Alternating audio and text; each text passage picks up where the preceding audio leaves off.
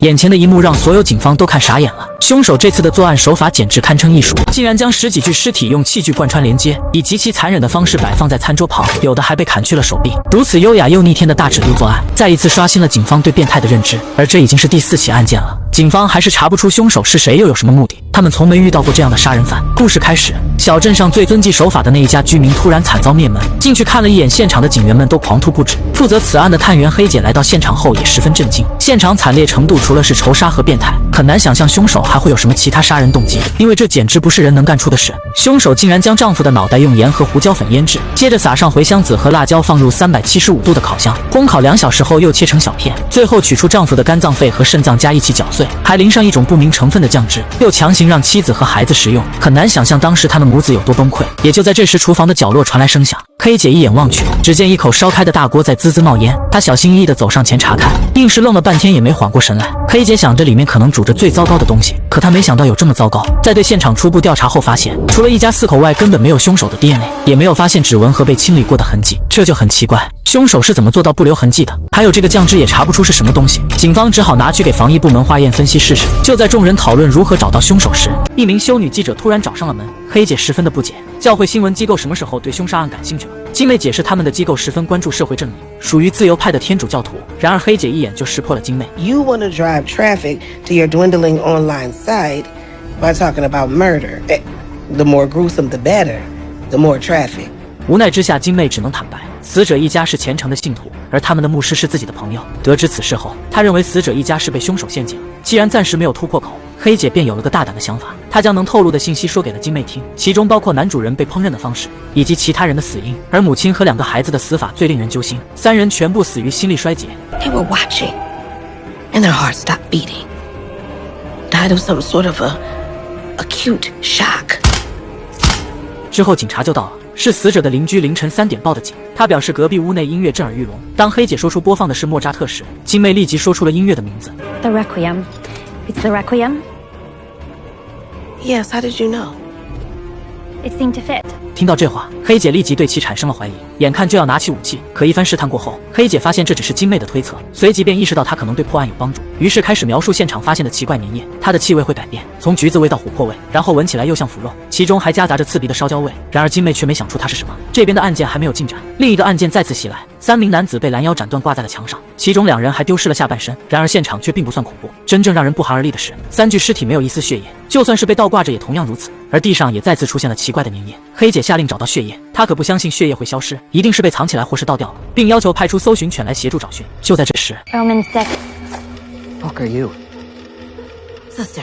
黑姐立即将金妹赶了出来，还警告她这可是案发现场，罪犯大多数会出现在这，万一他盯上你怎么办？意识到事情的严重性，金妹被吓得转身而逃。可令黑姐万万没想到的是，她刚一到家就察觉屋内进了人，随即掏出武器开始搜寻。一道人影从她身后闪过，追上去后就看到一个录音机正在放着安魂曲，拨开窗帘刚好发现了人影。黑姐毫不犹豫地冲了出去，看到人后直接开枪射击，貌似一枪都没有打中。第二天，金妹再次找到了黑姐，而黑姐则是说出了疑惑，犯下案件的人似乎在戏耍着他们，这种感觉十分的令人不安。她接着说出了粘液的检验结果，它竟是高浓度的2氧化硫。金妹一听便想到了什么 Someone is messing with you. Go on, Cagney to my lacy. That's brimstone. What? From the Bible. It's what's in acid rain. It's a curse, biblically. It's what's behind the acrid smell you described before. The breath of Yahweh like a stream of brimstone doth kindle it. Book of Isaiah. Or a third of mankind was killed by these 3 plagues, by the fire, the smoke, and the brimstone, which proceeded out of their mouths. Book of Revelation. Book is comforting. That one. Great. A religious psychopath.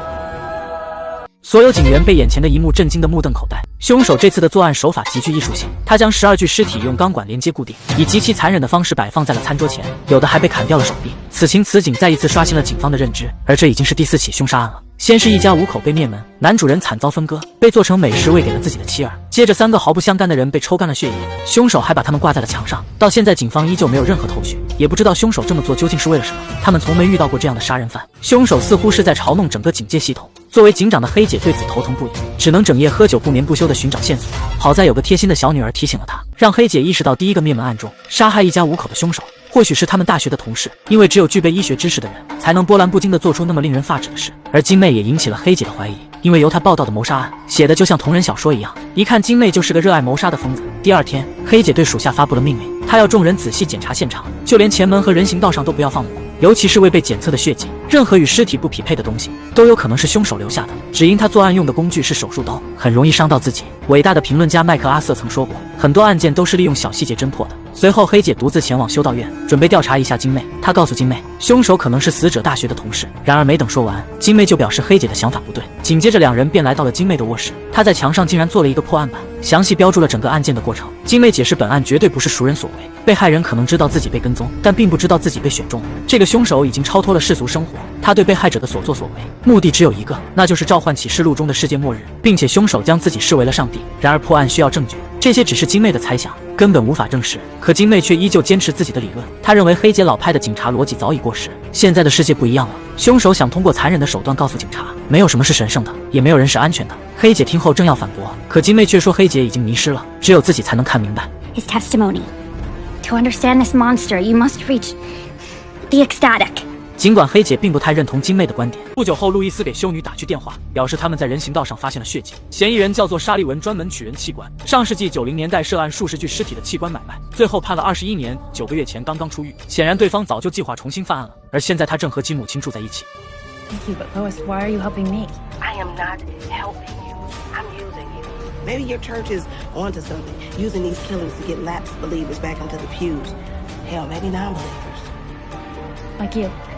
I gotta go. 不久后，大部队冲进了沙利文的家中，很快地下室也传来了特警呕吐的声音。此时的沙利文已经死亡许久，其母亲虽然还活着，却变成了疯子。显然现场是提前便准备好的。沙利文的血是故意被放在人行横道的，就是想让警方发现，而他其实才是第一个受害者，甚至比一家4口还要早上几天。现场除了一个奇异的盒子外，凶手还留下了一张名片。 He left his name written in a beautifully elaborate script. What's his name? Grotesquerie. I belong to those who have troubled the sleep of the world. And then, may all your dreams come true. 也就在路易斯当晚回家后，再次感觉到家中好像有第3个人的存在。不过这次他却没有发现对方的踪迹，而就在他为3起案件头疼不已时，却再次接到了警局的来电。至此也发生了故事开头的一幕。 Lois? What are you going to do now? Me?